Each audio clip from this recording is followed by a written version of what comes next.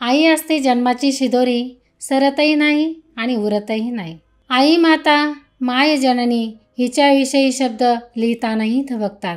तिचे रूप म्हणजे आपल्या शब्दाशब्दामध्ये प्रतिबिंब होत राहते. अशा या महान व्यक्तिमत्वाचा हा दिवस आहे.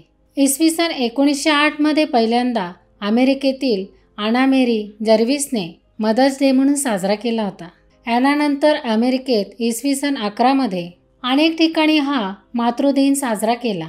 ॲनाला जीवन जगण्यासाठी आईकडून समाजकार्याची प्रेरणा मिळाली. तिची आई म्हणाली होती, कधीतरी कोणीतरी आईचे प्रेम, निस्वार्थीपणा, स्नेह व असीम त्यागाचे आभार मानण्यासाठी हा एक दिवस त्यांनी नक्की केला.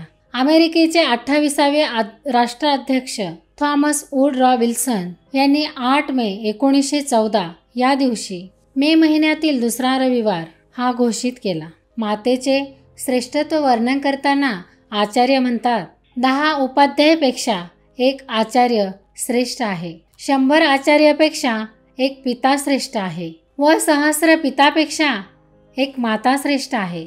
ऋग्वेदातही अनेक ठिकाणी मातेची महती गायली आहे. आई ही देवाची अनुपम कृती आहे. जगातील प्रत्येक कर्ज फेडता येईल, पण मातृत्वाच्या ऋणातून कधीच कोणी मुक्त होत नाही, अगदी देवसुद्धा. आपल्या मुलांना कोणत्याही परिस्थितीत वाढवण्यासाठी आपली आई सक्षम असते. मुलांच्या जीवनातील खंबीर भिंत आईच्या कर्तृत्वावर अवलंबून असते. लेकरांच्या सुखदुःखात खंबीरपणे उभी असणारी आई असते. स्वामी तिन्ही जगाचा, आई विना भिकारी. जर सद्गुरूच आईच्या प्रेमासाठी व्याकुळ होतो तर आपण का नाही? जिजाऊ मातेने हिंदवी स्वराज्य संस्थापक शिवरायांना आपल्या संस्काराने घडवले. साने गुरुजींसारख्या लेखकाला व शिक्षकाला त्या आईनेच घडवले. आज समाजात वावरताना एक विचार येतो की इतकी आई महान असतानाही तिची अवहेलना होते. देवतुल्य मातेला योग्य मान मिळताना दिसत नाही. म्हातारे आईवडील आज अनेकांना जड होतात, त्यांच्याकडे आदराने पाहिले जात नाही. आज वृद्धाश्रमाची संख्या झपाट्याने वाढत आहे. आपल्या आईवडिलांची घरात अडचण वाटत आहे. आठवा आपले बालपण. रात्रंदिवस जागून वेदना सोसून त्यांनी आपल्याला वाढवले, लहानचे मोठे केले. त्या आईला आपण आज विसरत तर नाही ना? आपण स्वतःचे आत्मपरीक्षण केले पाहिजे. आपण आपल्या आईला क्षणभरही विसरता कामा नये. आईचे आपल्यावर अनंत प्रेम असते. आपण कुठलीही गोष्ट आईजवळ व्यक्त करत असतो. आई आपल्यासाठी चंदनाप्रमाणे झिजत असते. आईसाठी आपण थोडा तरी वेळ काढला पाहिजे. आईशी गप्पा मारल्या पाहिजे. आईच्या चेहऱ्यावरील समाधान आपल्याला कुठेही मिळणार नाही. आईने हे जग आपल्याला दाखवले नाही तर या जगात जगायचे कसे हे शिकवले आहे. आई आपल्या मुलांमध्ये स्वतःचे सुख शोधत असते. या मातृदिनाच्या दिवशी आपण संकल्प करूया की आईला आपण जीवापाड जपूया. नाहीतर वेळ निघून गेल्यावर काय उपयोग? उन्हाचे चटके आपल्याला सोसावे लागतील. तेव्हा आपण आईचा प्रत्येक शब्द आठवून तिची शिकवण जपूया.